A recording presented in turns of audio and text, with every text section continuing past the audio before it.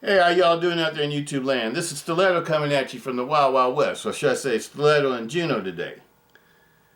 She wants to be in the video today. She's demanding. She's the boss of this house. That's my girl. You gonna let me do the video? Can't do the video? You gonna come down? Okay. I'll see you. I'll see you. Okay, today we got a great video for you today, and this is coming to you from Lucky Bass Turd. He's the one that supplied the knife for today. He lent me this. He lent me a group of knives, a bunch of knives to do videos on, and this is the first one out of the ones that he lent to me, and it's a CRKT M16-13FX. And this is one of the ones I really like that he lent to me. I really like this one. This one I may have to go get one of these. And the reason why I really like it is because I've been getting into fixed blades lately. And the reason why I'm getting into fixed blades is because I pretty much have all of the folders I like. There's not really that many more folders out there that I'm really that super interested in that I don't already have. I pretty much own all the folders I like. And also because of what's going on in Ukraine and Russia and all that, it got me thinking about, get my, just in case the blank hits the fan, tools, I'm going to use the word tools, together. So, just in case that happened, anything like that would happen, that wouldn't be empty-handed. And I could either, do whatever I have to do as far as if I needed to bug out, because I don't trust Putin myself. I don't care what anybody says or whatever, The whole time I was in the military and training for combat and training to go to war and stuff like that, we were trained to fight, can I say it? The Russians. Because the Russians were the ones that were the major threat in Europe when I was stationed in Europe from 1979 to 1985. And that's just what I feel like I need to, get prepared for. And so that's what I sort of want to, get into, knives I feel like are good. I don't need to have a whole bunch of them. I just want to have a couple of real combat knives that I would want to take in to combat with me if I was going to combat, or if I was in a survival situation and I can use them as survival tools, whether, I needed to make, a fire, or, to keep myself warm, or to cook food, or to, heat water, or to purify water, do all that kind of stuff, or to set up a, make tent stakes. I could set up a tent or whatever, some sort of shelter. I want to teach myself how to do all those things. And those are the kind of things I really don't know how to do. I know how to hunt. I know how to shoot things. I could probably shoot better, with the best of them. I've always been a great shot. I've been shooting, rifles and shotguns, pretty much since I was about 5 years old. That's when I got my first shotgun. And before then, I was shooting BB guns. My pops trained me on BB guns first. BB guns and pellet guns. And then when he thought I was, knew how to, be safe enough with them and knew how to use them, that's when he got a shotgun for Christmas. When I was 5 years old, in kindergarten. So I've pretty much been shooting all my life. My grandpa had a ranch, and we used to spend a lot of time on the ranch. I'd spend a lot of the summers on the ranch, so I was always shooting and hunting, and my pops used to hunt every season for every kind of thing that was legal to hunt. Pheasants, quails, doves, ducks, geese, everything. And my favorite thing was the doves, because you get to shoot a lot, and I was really good at shooting. So I used to outshoot people with my little Beretta 410. The people that had like Remington 1100s and 12 gauge pumps and all that kind of stuff. I used to outshoot them with my little Remington. My little Beretta, because I got so good at shooting with, because it was a single shot.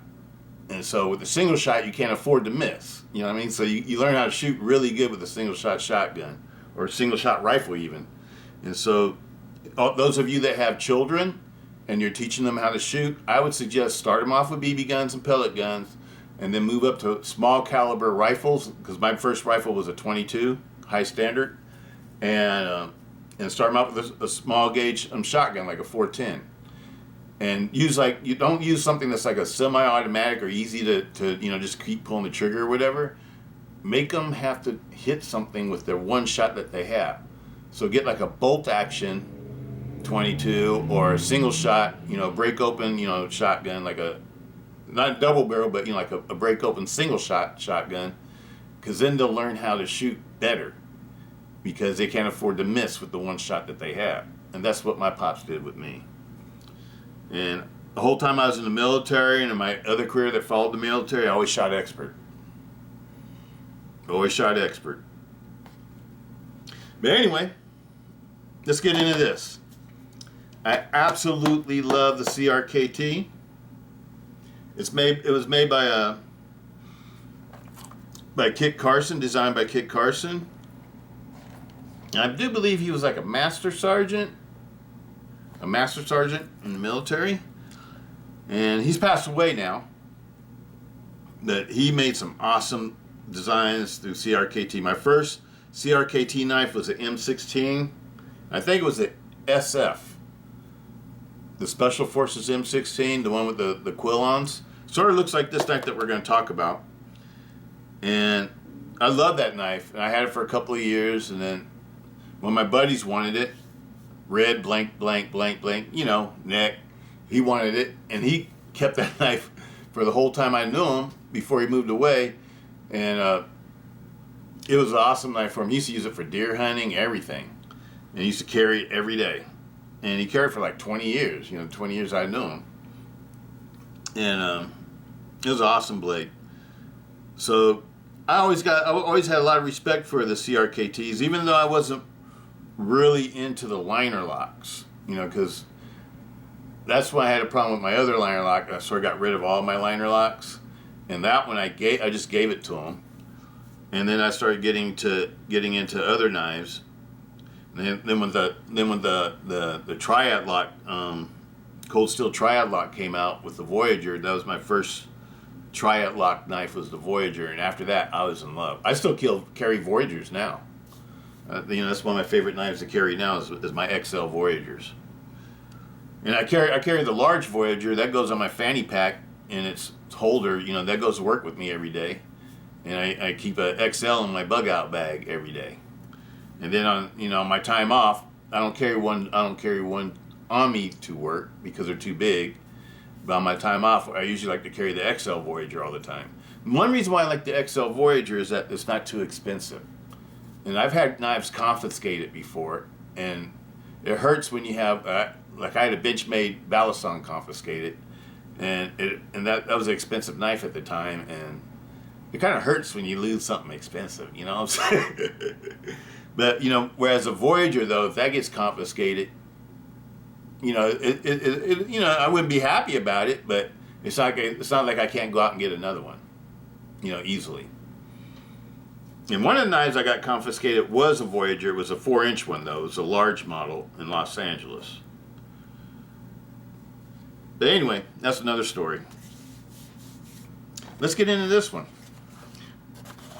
The M16-13FX. I think the FX must be standing for fixed blade. There's the knife. And it comes with all sorts of attachments for your LBE gear. It's MOLLE compatible, and you can attach this to, to anything. And you see the stuff it comes with.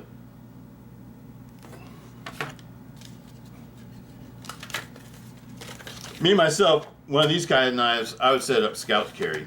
I like to carry smaller knives, scout carry.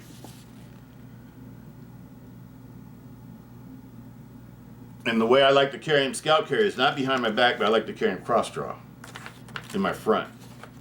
So I think that's the easiest way to draw a knife, is in the front. And besides, I sort of get leery about carrying knives on my back, because if you do come across bad people and you have your back to them, you're giving your knife to them. And you won't see what's happening. So that's one reason why I'm not too big on carrying scout carry behind my back.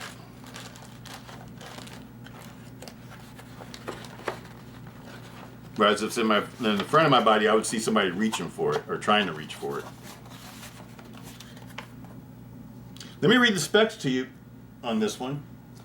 Blade length, 4.636 inches or 117.75 millimeters. Handle length, 4.739 inches or 120.38 millimeters. Overall length, 9.375 inches or 238.13 millimeter. Blade material, SK5 carbon steel, which is equivalent to, like, that's a Japanese carbon steel, and it's equivalent to, I think it's 1080 or 1085. It's one of those two, or it might be in between, somewhere right around there, which is very good. That means it'll hold an edge. 1075, when you start going below like 1070 or 1075, you get into steels that are very tough, super tough, ingot carbon steels that are super tough, but that often they won't hold edges very well. Blade thickness, 0.155 inches or 3.94 millimeters. I just call that 4 millimeters. That's the perfect thickness, I think, for a utility / tactical / combat fixed blade that you can carry concealed. That's not too big. I think that's a beautiful thickness for that. 3.5 millimeter about 4 millimeter, I think is perfect thickness for an EDC fixed blade that you need to use for, like, I don't know, a combat knife, survival knife, tactical knife, utility knife, what have you. Blade grind, flat. Blade style, Tanto. Blade finish, black powder coat. Handle material, G10. I love G10. You all know I love G10. It's one of my favorites. Sheath material, glass reinforced nylon, just like what cold steel uses. So you don't want to rub your blade against the sheath when you're putting it away or drawing it out. You want to ride your spine against the top of the sheath and keep your blade off of the sheath. Otherwise, it'll tend to dull it, because the glass and the nylon will dull your blade. It won't dull it right away, but over time it will dull it. Weight, 4.6 ounces. That's for the knife by itself. 4.6 ounces, 130.41 milligrams. Grams, not milligrams, but grams. Weight and sheath, 6 ounces. 6 ounces. When they're together, it's a 6-ounce package, or 170.1 grams. Designer, Master Sergeant Kit Carson. And I noticed a lot of websites say, like Knife Center, for example. That's where I'm getting the specs from. They'll say that the knife is from China. No, it's not from China. What does the box say? Product of Taiwan. Product of Taiwan. That's where it's from. They always do that with the CRKT knives. They always say that they're all from China, and then you get one and it'll say that it's made in Taiwan. So I don't know why they don't advertise that it's made in Taiwan. That's a puzzle to me. Anyway, let's get into the knife. Let's check it out. Isn't that a great size for an EDC? And you carry this cross draw. Very easily carry cross draw. And the reason why I know that is because I carry my BK, not my backer, but my EK 50. I like to carry this one cross draw. And I carried it one day, the whole day at work. And I wore a big t-shirt and nobody noticed it the whole day. So it hides away very well in cross draw because it's not too big. Now if you're super skinny and you're wearing tight clothes and tight shirts and stuff like that, I'm sure it'd be noticed then. Myself, I like to wear my pants kind of baggy and stuff, because I'm not trying to be sexy showing up my butt. I'm not into all that. I like to wear my pants kind of baggy, and I like to wear my shirts kind of baggy too, like maybe a size larger than I really should be wearing. And so, because I don't like things that cling to me. I'm not a person that likes clothes that cling to me. And with my little bit of stomach, it hides right underneath my stomach. And the shirt goes over, flops over my stomach, so it doesn't get noticed. It's like a perfect size. This one is like a perfect size for me to carry concealed. And as you can see, they're the same size. Y'all see that? This one and this one are the same size. I'm talking about from the sheath to the tip of the handle. This is a Kobun. This is the other knife I like to carry. This one I've carried in my boot, you know, when I go on motorcycle rides. I put it in my boot, my motorcycle boot. But I could carry this one most likely cross draw also, you know, in a scout carry. I've never done that with this one. This one I have carried in my pocket because the clip will clip onto your pocket just like a, you know, like a pocket clip for a regular folder, and it'll fit in your pocket like that. It works like that also. But these are the ones I like to carry. If I'm going to carry a fixed blade, it'll probably be one of these two. If I'm going to carry a cross draw, of course, it's going to be this one, and I'll carry this one in a boot.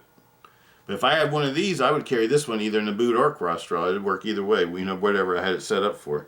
And I also think it'd be a great, you know, knife to carry in your LBE gear because it's nice and light. It'd be a nice carry for that too, you know, if you're in the military or if you're a hiker or something like that. It'd be a great knife for that too. Because this is a full tang blade, full tang exposed blade, exposed tang blade. So it's a very strong knife with the SK5 carbon steel, the Japanese equivalent to like 1080. So it's a, you know, it's a decent steel. And SK5 is not an expensive steel, so you know you get knives fairly inexpensively with SK5. Do I prefer it over 1095? No. I like my favorite carbon steel is the 1095. But if I was going to get a knife that I'm going to use it for a lot of impact stuff, like I don't know, like a machete or something, I would probably want like a 1070 or 1075, because I don't really want to go down to like a 1055 or whatever. You know, that's not my favorite steel because it dulls super fast. That's my experience. I've had 1055 throwing knives, and I've seen how fast they dull. So I'd stay away from that because I don't mind sharpening knives, but I don't have to constantly sharpen a knife. I want to hold the edge for, you know, a good little while at least. But anyway, let's take it out and take a look at it. It's got V serrations. That's the only thing that's a negative to me for this because I'm not a big fan of serrations. I'd rather have, if you're going to be a serrated knife, I'd rather have the whole knife be serrated as opposed to just being partially serrated. But me, myself, I really prefer having just a plain edge. Why? Because I'm good at sharpening plain edges. Not so good at sharpening serrations, but these type of serrations probably wouldn't be that hard to sharpen. I've never done it before. I do have a couple of knives with V serrations that are my deadbolt knives. I have two seismics that have the V serrations. But those knives I don't use, though. I just collect them. The ones I've used is the Clever Girl and the seismic and the linchpin. And now the M16, the M16 04 dBs and the M16 03 dB. Oh, by the way, I haven't been able to get those knives to stop having the pivots loosen up.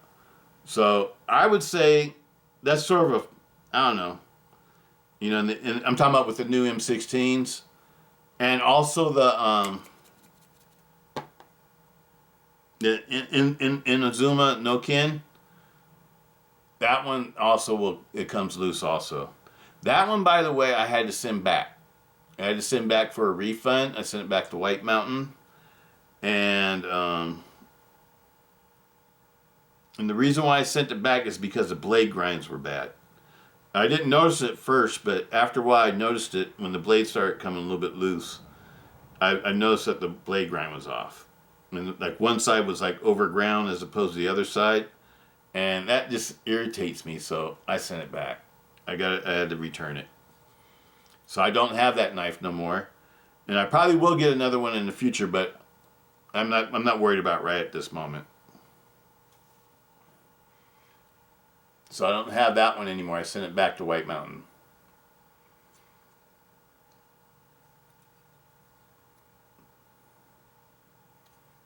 Because it was factory flawed. They didn't grind the blade very well.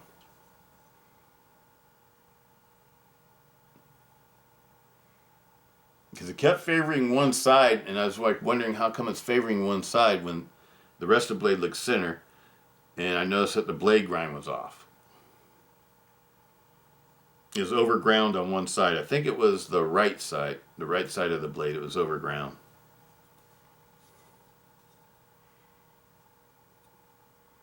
So I hope it was just that one that they made a mistake on. I hope they didn't make a mistake on all of them, because I don't know if they're factory ground by machine or they're ground by people. If they're ground by people, then I could see one being messed up and the other one's being okay. But if it's ground by machine, they just run up, 1,000 of them through the assembly line, through the machine. They might all look be like that. I don't know. So just be aware of that if you get one. And it might be something you want to check out. And if that type of thing bothers you, you might want to send it back. This is a nice knife. This one, the grind looks perfect. I'm checking the grind for straightness, and it looks perfect. Nice and thick all the way to tip. This is an awesome little blade. I think this one's really cool. And it's totally my style of knife, because I like combat knives. Uh-oh, excuse me. I didn't mean to kick the... There we go. But my style of knife, as you all know, a lot of my knives are mostly, the ones I like the best anyway, are always tactical type knives. This is a beautiful blade. Let's see how sharp it is. Just test the edge first.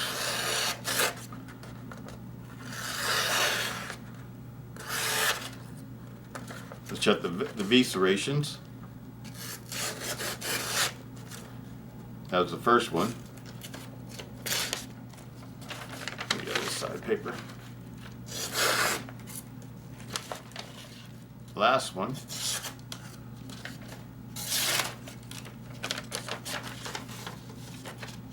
Now we'll check the edge again.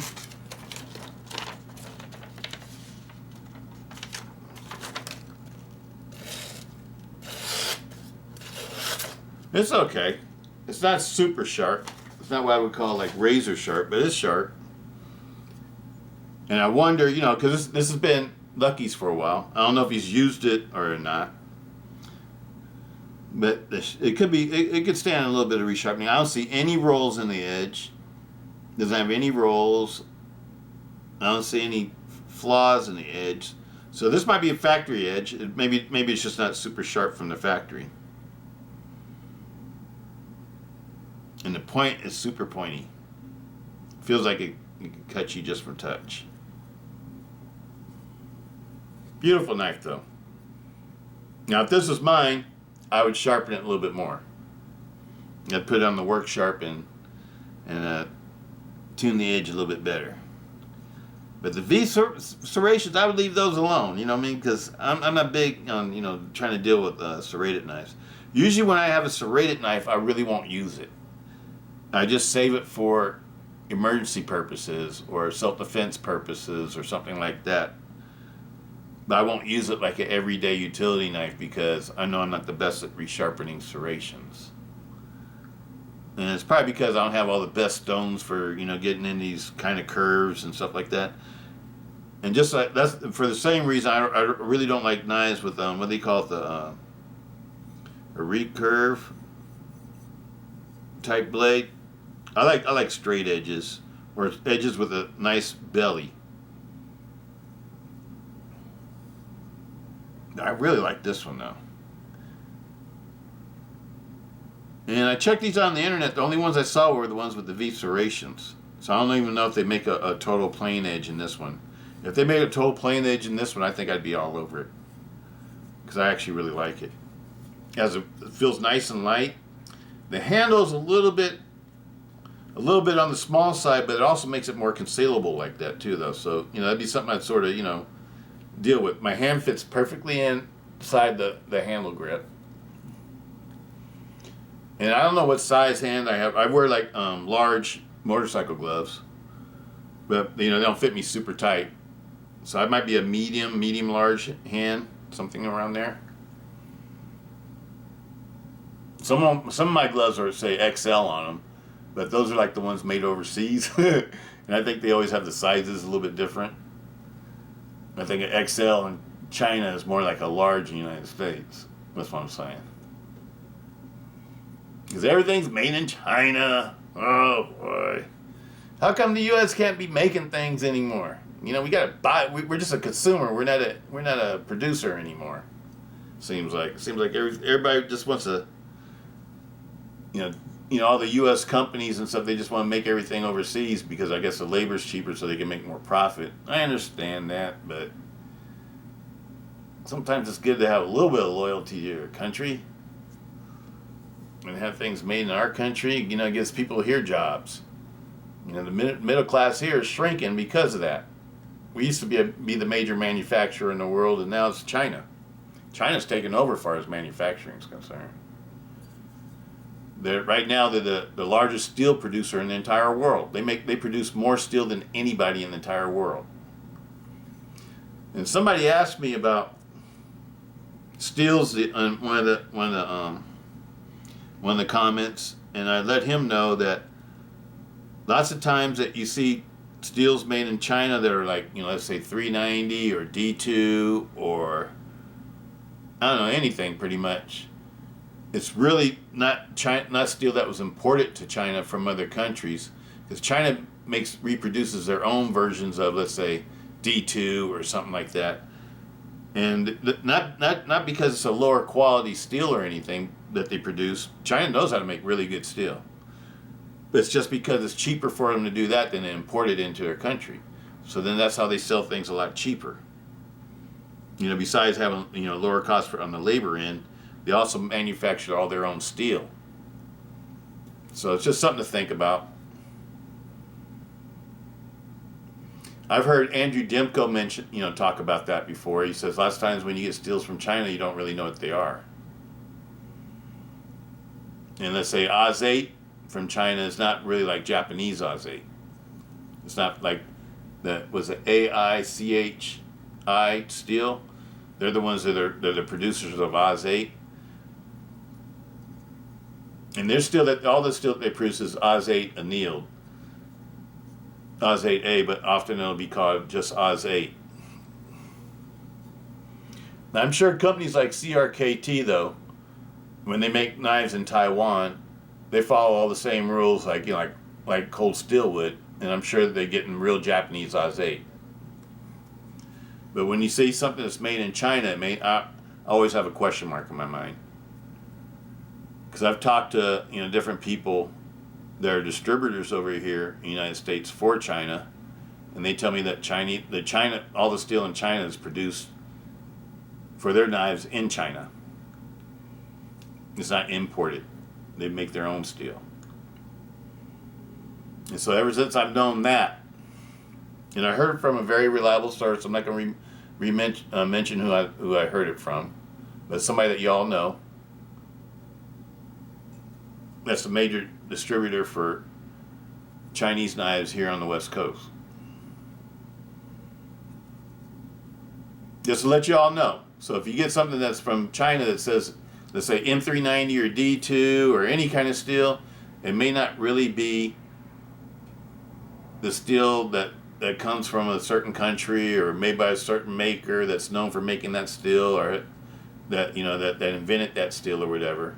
It's their own version of that steel. They take the same recipe that it takes to make the steel, and then they reproduce it. And now I've seen knives with 1095 coming out of China too. And so that makes me think that they're probably making 1095 also. So just be aware of that. Me, myself, I like to buy American things when I can because, I don't know, I like to help out the people in our country as much as I can. It's hard to do nowadays. We all know that. because the United States is not really making hardly anything anymore. You know, if you get some underwear, it's most likely made in China.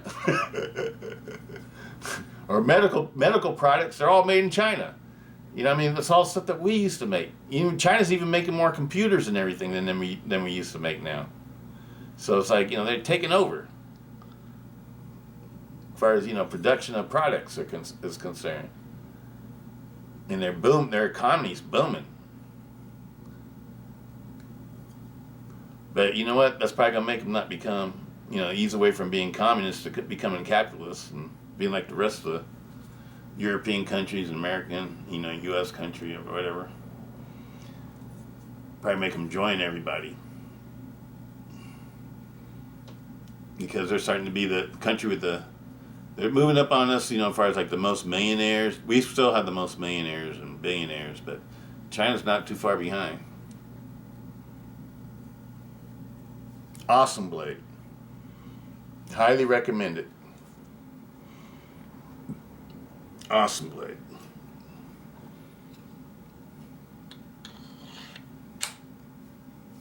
Let's compare it to all the others now. This is my EK50. It's a K-bar, made in the United States. And this is my old Kobun, made in Taiwan, just like the CRKT. And this one's an Oz 8 knife. But the Oz 8 that Cole still uses, to me, is a really good steel especially for a combat knife, because it's tough. And it does hold a decent edge, you know, long enough for, you know, a mission, let's say. Or, you know, whatever you need to do. You know, it's not you're not gonna get, you know, 250 cuts out of it. You know, you might get like 100 and something cuts out of it, but who's gonna do 100 cuts in a combat situation? Think about that. Ah, sweetie. I see you. I see you. But out of these, you know, I really like the CRKT. I like it because it's light and it's even more concealable than this one anyway, because this one has a fatter handle as opposed to the CRKT. And I'm talking about concealability.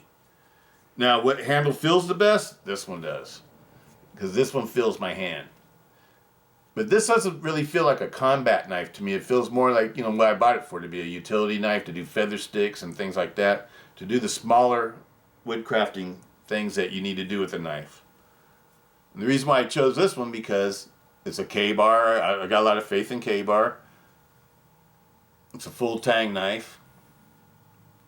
And it's made with my favorite steel, you know, for these kind of knives, you know, 1095 CV. Chromium vanadium, which is a little bit tougher and more rust resistant than regular 1095. It was originally made by Sharon Steel. Sharon Steel doesn't exist no more. And K-Bar uses the recipe. Awesome knife. This one's the most expensive though. This one's about I can't remember what I paid for mine, but I want to say it was like in between $110 to $115 or something like that. And these are around $67 or $69 on Knife Center right now. You can go get these for like 67 bucks. These are now, when I bought this one, it was like $34. I think it was like $34, but now that's a long time ago though. Before inflation hit us. And now they're around 40 something to $50. It's still not, you know, it's probably the best bargain out of all of these. And this is a full tang knife too, but it's over molded. And these handles to me are super comfortable. Even though this is a real slim handle, it feels like you got a really good grip. And these conceal very nicely compared to flatness.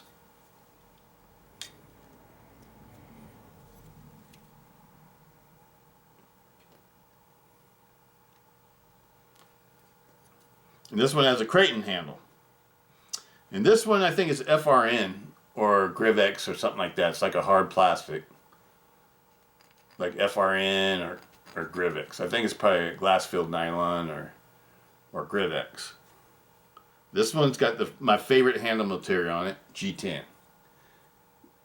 And like this one, you can take the slabs off if you wanted to, and maybe put, make yourself some micarta scales or something like that.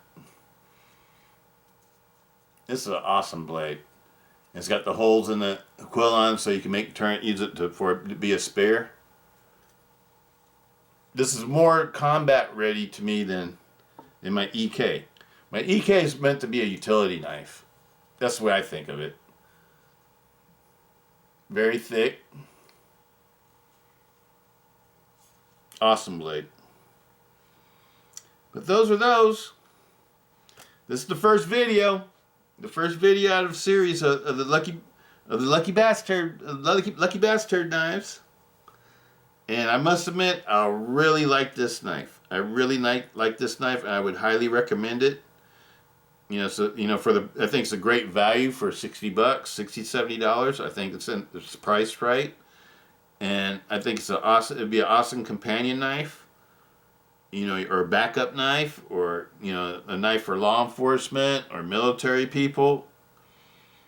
As a backup to their firearm. That's what this really is like to me. It's like a backup knife to a firearm for a soldier, or a law enforcement person or something like that.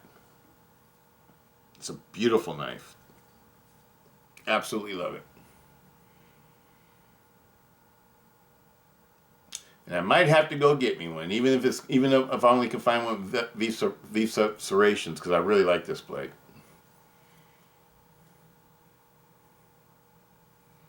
And that's all I got for y'all today. Stay tuned until tomorrow. I'll be Lucky Bastard's next knife. I'm gonna start saying Lucky. I hate calling him a turd. And he explained to me where the name comes from. It comes from, he used when he'd go fishing with his buddies and stuff, he'd always catch the fish, and so he's a lucky bastard, because he caught all the fish. You know what I mean? But I don't know. I just don't like calling him turd. I know he calls all his viewers turds, but that's cool. That's cool. But I like calling him Lucky. Lucky sounds cooler. He's an awesome guy, and check out his channel if you get a chance. Peace, Stiletto. Hope y'all doing good out there. See y'all tomorrow. Peace.